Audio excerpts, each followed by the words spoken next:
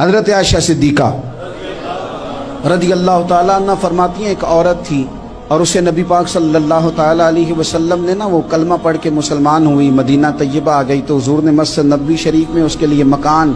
ایک سادہ سا کمرہ ساتھ مسجد کے بنوا دیا، وہیں رہنے لگی۔ اکثر وہ سیدہ طیبہ کے پاس آتی تو حضرت عائشہ صدیقہ رضی اللہ تعالیٰ عنہ فرماتی ہیں وہ بڑی باتیں سناتی اور آخر میں کہتی وہ ہار والا دن بھی بڑا عجیب دن تھا اور میرے رب کی قدرتوں کا دن تھا، وہ بھی بڑا عجیب دن تھا۔ سیدہ عائشہ صدیقہ رضی اللہ تعالیٰ عنہ ایک دن فرمانے لگی کہ تو ہار والے دن کا بڑا ذکر کرتی ہے، وہ کیا دن تھا؟ تو خاتون کہنے لگی اماں جی وہ دن تھا جب میرے رب پر بھروسہ اور مضبوط ہو گیا، جس دن میرا اپنے رب پر توکل اور بڑھا، میرے ایمان میں یقین میں اور پختگی آئی۔ کہنے لگی میں ایک گھر کی کنیز تھی، نوکرانی تھی، اس گھر میں ایک بچی تھی جس کے پاس سونے چاندی ہیرے جواہرات کا ہار تھا۔ اس زمانے میں چمڑے کے اوپر لوگ ہیرے جواہرات لگاتے تھے، کئی دفعہ سرخ رنگ کے چمڑے پہ لگائے جاتے تھے، وہ بچی پہنتی تھی تو کہتی ہیں بچی کے اس نے اتار کے رکھا یا اس سے گرا وہ ہار تو چیل اسے اٹھا کے لے گئی گوشت سمجھ کے اور میرے سامنے اٹھا کے لے گئی۔ گھر والوں نے مجھ سے پوچھا، یہ بخاری میں موجود ہے، گھر والوں نے پوچھا مجھ سے کہ وہ ہار کہاں ہے تو میں نے کہا چیل اٹھا کے لے گئی۔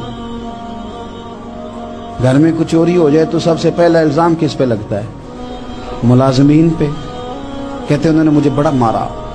بڑی تکلیف تھی، حتیٰ کہ میری شرمگاہ تک کی تلاشی ہوئی،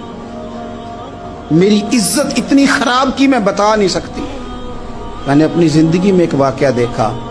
ایک امیر گھر میں چوری ہو گئی، ملازم کو اتنا مارا کہ وہ چارپائی پہ پڑ گیا، پولیس والوں سے اتنی مار پروائی گئی کہ وہ بیچارہ چارپائی پہ پڑ گیا اور پھر وہ اتنا بیمار ہوا اور کچھ دنوں کے بعد پتہ چل گیا کہ چور تو اپنا بیٹا ہے ان کا، پھر اس کا انتقال ہو گیا۔ اب وہ سیٹھ صاحب اور گھر والے آ کے مرنے والے کے کان میں معافیاں مانگ رہے ہیں، کان میں۔ تو میں نے ان سے پھر کہا تھا کہ یہ تو اب چلا گیا ہے، تمہارا زور چلتا تھا نا تو تم نے قانون خریدا اور تم نے اسے جتنا ہو سکا تم نے اسے مار پڑوائی، تمہارے پاس جو عدالتیں تھی تم نے وہاں کاروائی کی، اب ایک عدالت قیامت کے دن لگے گی۔ یہ کمزور تھا نا، کچھ کر نہیں سکا۔ میرے نبی پاک صلی اللہ علیہ وسلم نے فرمایا سن لو، اگر سینگ والی بکری نے بغیر سینگ والی بکری کو تکلیف دی ہوگی نا تو قیامت کے دن اسے بھی بدلہ دینا پڑے گا کہ تیرے پاس سینگ تھے اور تو نے اسے مارا تھا۔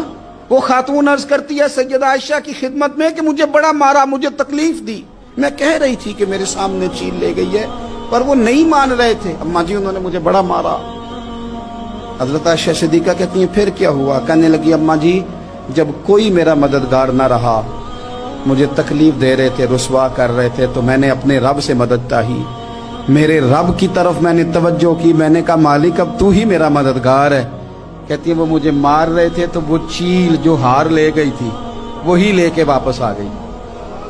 اور ہمارے سروں کے قریب لا کے اس نے جب اس ہار کو پھینکا وہ مجھے چھوڑ کے سائیڈ پہ ہوئے، وہ میری بے گناہی جان گئے،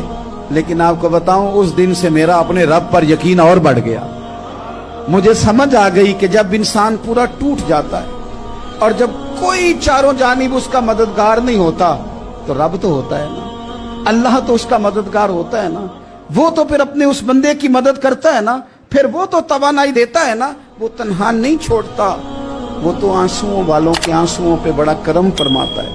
وہ تو قسم پرسی میں آ جاتا ہے، اس کی رحمت بڑھ کے استقبال کر لے۔